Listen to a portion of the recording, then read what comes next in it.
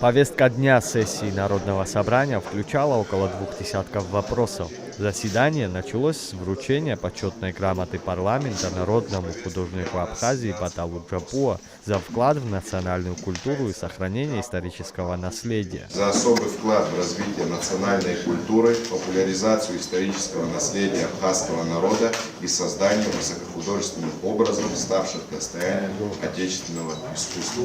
Спасибо вам.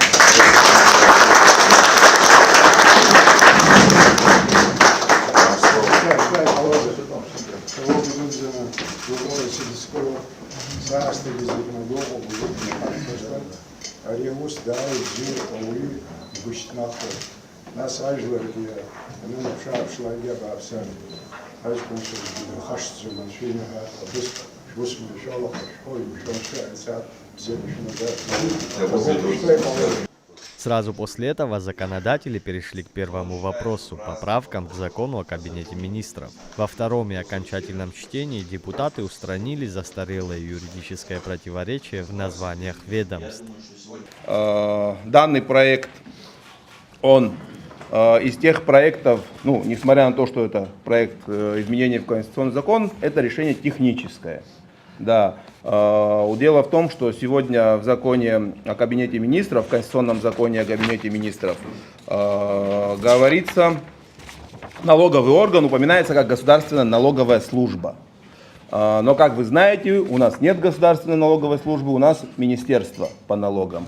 И для того, чтобы привести в соответствие, мы, соответственно, принимаем эту норму и в законе о Кабинете министров будем употреблять термин «налоговые органы». Изменения в Уголовно-процессуальный кодекс коснулись правил территориальной подсудности при исполнении приговоров.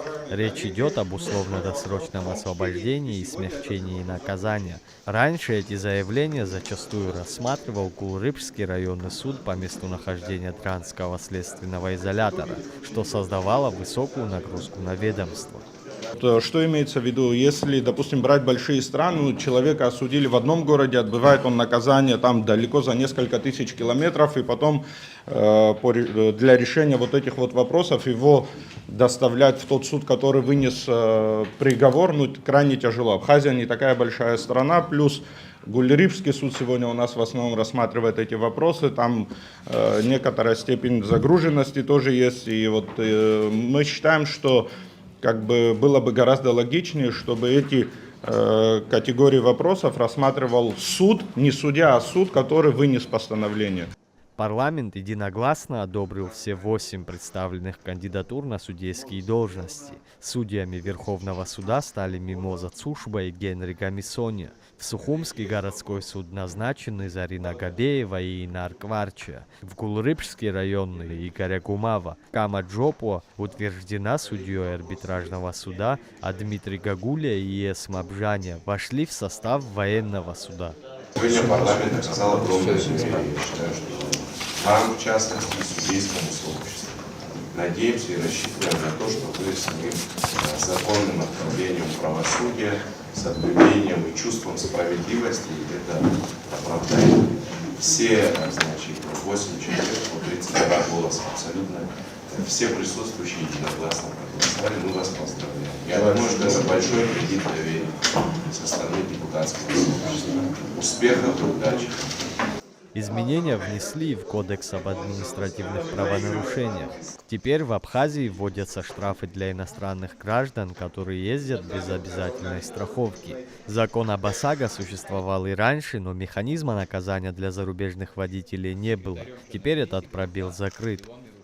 Дело в том, что, как вы знаете, всегда, где есть какие-то права и обязанности, но нет ответственности, все это не работает. И какое-то время назад обратились наши страховщики с просьбой, чтобы мы предусмотрели в Кодексе об административных правонарушениях норму, в соответствии с которой будут штрафовать за то, что эти люди не застраховали, соответственно, свою автогражданскую ответственность. Скажу также, что были сомнения, конечно, стоит это не делать или, может быть, не стоит. Но я вам скажу, сегодня возможности страховаться есть и через интернет. да, то есть возможности для всех есть, поэтому, ну, я считаю, стоит проголосовать за данный законопроект. Самую жаркую дискуссию вызвало предложение поднять возрастной ценз для политиков. Проект предполагал повысить нижнюю планку для кандидатов в президенты с 35 до 45 лет и отменить верхний предел в 65 лет. А для будущих депутатов поднять ценз с 25 до 33 лет. Председатель профильного комитета Дауд Хутаба отметил, что документ находился на рассмотрении с первой сессии созыва. Я в последнее время наблюдаю, так в интернете очень часто говорят, что вот перед тем, как перед выборами эту тему подняли, я хочу сказать, напомнить людям, это совершеннейшая неправда. И я вам хочу напомнить, что первая сессия нашего созыва, да, если помните, у нас от прошлого созыва еще был проект как раз касающийся 30 лет. Я, как только стал председателем комитета по государственно-правовой политике, сразу же мы провели заседание комитета, сразу же обратились к Кашину Зарычу, чтобы внесли. Да, это все было. На сессии мы этот проект сняли, потому что там были не соблюдены некоторые формальности со стороны депутатов 6-го созыва. Но ни на один день мы от этой идеи не отказывались, поскольку эта поправка к Конституции, да, она требует особого подхода. Поэтому я хотел бы всех заверить, не было со стороны коллег в этом отношении какого-то желания, да, избавить себя от каких-то будущих соперников. Исполнительная власть выступила против таких ограничений для парламентариев. Проанализировав конституции зарубежных стран, для однопалатных парламентов, либо для нижних палат парламентов выше, чем 25-летний возрастной ценз не устанавливается.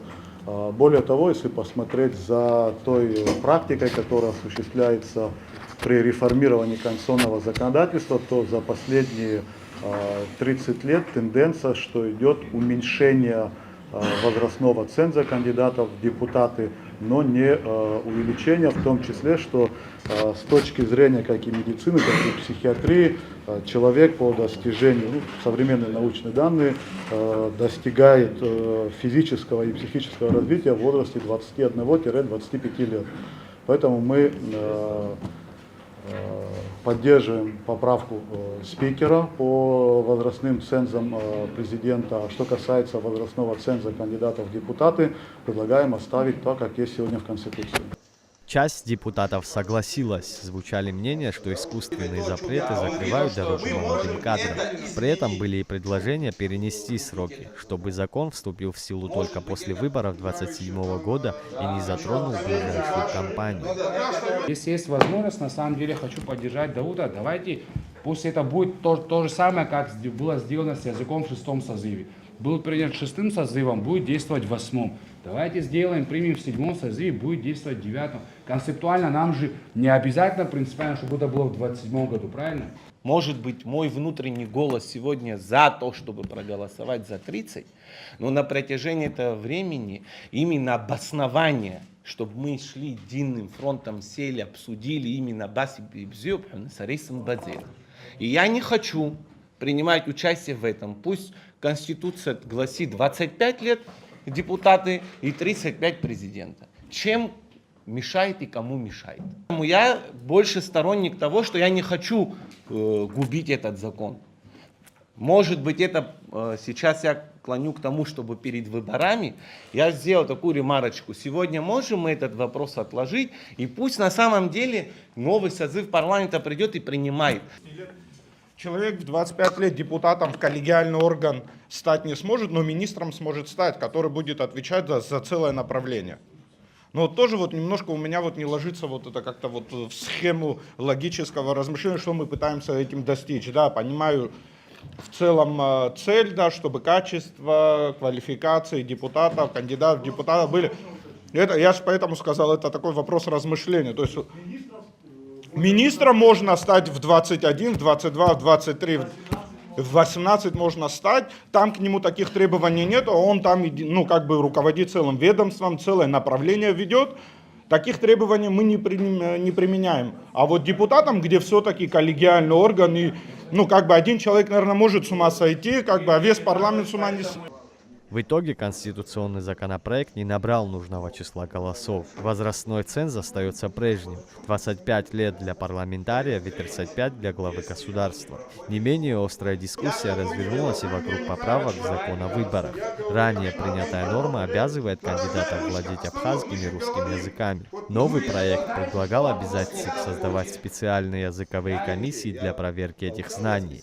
Кроме того, документ содержал требования по ограничению финансирования компаний, запрет на привлечение иностранных политтехнологов и запрет на смену места регистрации граждан с момента объявления выборов до их окончания для исключения избирательной миграции.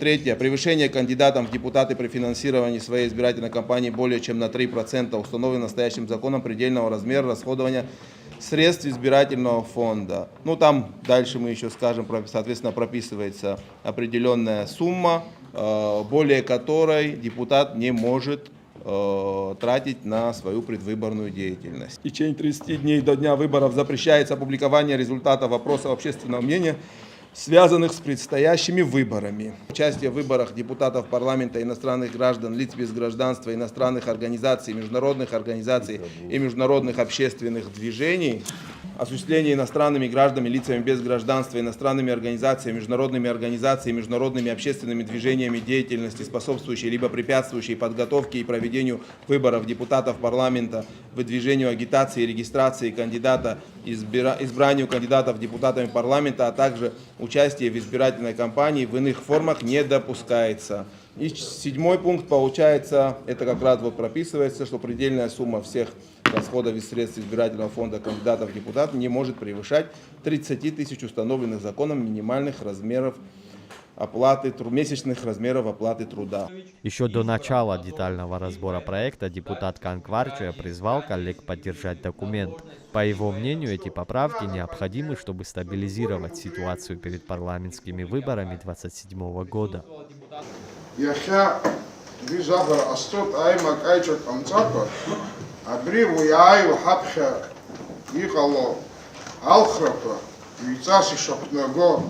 Азапан ишахва, апсна ишахаху, атенчра, ялагзан, иҟалацазы, алац хҭахызар, абра хәҭаџьқәа иҟоу, ҳхахьы иааганы, иҳадаҳкыло, иашоуп ҳәа сгәы иаанагоит. Однако масштабная реформа избирательных правил вызвала слишком много вопросов. Часть депутатов предложила вынести самые сложные вопросы в отдельный пакет, а сам проект пока снять с повестки. Банзера бызшәа тема ҳаналацәажәо, ҳара зегьы иаҳдыруеит, зегь раԥхьаӡа иззеибашьуаз абызшәа мыӡырц азыҳәаноуп. Уи атема уажәы абас ишьҭыхны даҽакы алагаланы ацәажәаратәоуп абраҟа адепутатцәа ишьҭырхызы иуашәшәыраны. Саргьы убас иазысыԥхьаӡоит, абра еилагәагәаны, егьырҭ азҵаарақәеи дареи еилаҵәаҵәаны акәымкәаны иамазар убри аҩыза аҭагылазаашьа абри хазы ҳалацәажәартә еиԥш. Избанзар егьырҭ азҵаарақәа рзын ауаҩы дадымгылар, аригьы цаӡом. Нас ауаа рахь ицәырҵуеит убри аҩыза ацәажәара адепутатцәа аԥсуа бызшәа рҭахӡам ҳәаны. Знеишьак рымоуп зегьы, гәаанагарак рымоуп. Акаҟны уаҩы дадгылар ауеит, егьаҟны дадымгылар ауеит. Убри азын, убас исҳәоит, абрахь абарҭ азҵаарақәа рҟны иара бызшәа тема алаҳамырҵәуп. Иҩаҳшып, еилахап, абызшәа атәы хазы иҳадаҳкылап, абарҭ абра иҟоу азҵаарақәа ҽазнык ҳазнеины, идкыланы убри уажәы еиуеиԥшым ацәажәарақәа мцәырҵырц азыҳәан, насгьы ишԥасҳәари, саргьы ҽазнык иацшьны исҳәар сҭахуп, сара снапы аҵазыҩит абри иахьӡа апроект. Аха иахьа ибхас ибганы икаҳауеит убри имыхьа. Сазыҳәан ани актәи иахәҭаӡам ҳәа иазысыԥхьаӡоит. Авторы же настаивали на том, что можно принять закон в первом чтении, а дорабатывать его уже ко второму. Писали, мы же все это вместе обсуждали около там месяц, 2, 3, 4. У меня была идея, значит, сделать экзамен по Конституции. Но большинство коллег, я же пообщаемся, мы правильно? Я вижу то, что нету поддержки, я не стал. У меня была идея, значит, чтобы в округах прекратились ремонтные работы на время выборов. Я увидел настроение коллег, понял, что не проходит, не внес это, дабы не портить проект. Но я, честно говоря, я не вижу и не вижу никакого смысла делить, разделять и так далее. У нас есть возможность принять в первом чтении этот проект и внести изменения. Слушай, каждый раз мы не можем с каждым проектом брать отдельную каждую строчку. В итоге депутаты приняли решение снять данный законопроект с повестки для дальнейшей доработки. В целом мы законопроект, я и на заседании комитета говорил, мы поддерживали законопроект, поддерживаем. И после комитета начались различные обсуждения, разговоры, что эти поправки против кого-то, кого-то хотят не допустить к выборам или кого-то хотят допустить к выборам. Мы придерживаемся такой позиции, что необходимо выработать поправки к закону о выборах и рассматривать только через призму совершенствования избирательного законодательства. Не надо, то есть я не говорю, что здесь кто-то сейчас в таком ключе обсуждает, но не надо рассматривать, что это внутри против какой-то одной политической силы, за другую политическую силу. Мы вырабатываем, рассматриваем, как совершенствовать правовые институты. Не внутриполитическую борьбу, не внешнеполитический аспект, а чтобы выработать подход. И очень хорошо, что более чем за полгода до выборов началась эта дискуссия, а не осенью, когда будут приступать к самим уже выборам. И наша позиция прийти к такому варианту, чтобы внутри парламента был найден консенсус. Из других итогов заседания в первом чтении принят закон о развитии креативных индустрий. Также утверждены изменения в жилищное законодательство. Теперь Кабмин сможет переводить жилые помещения в нежилые под нужды государства. Это позволит оперативно выкупить здания для детского кризисного центра в Очимчирском районе. Также парламентарии приняли отчет о работе Нацбанка за прошлый год. Заур Кварджа, Торник Амичба, Абаза ТВ.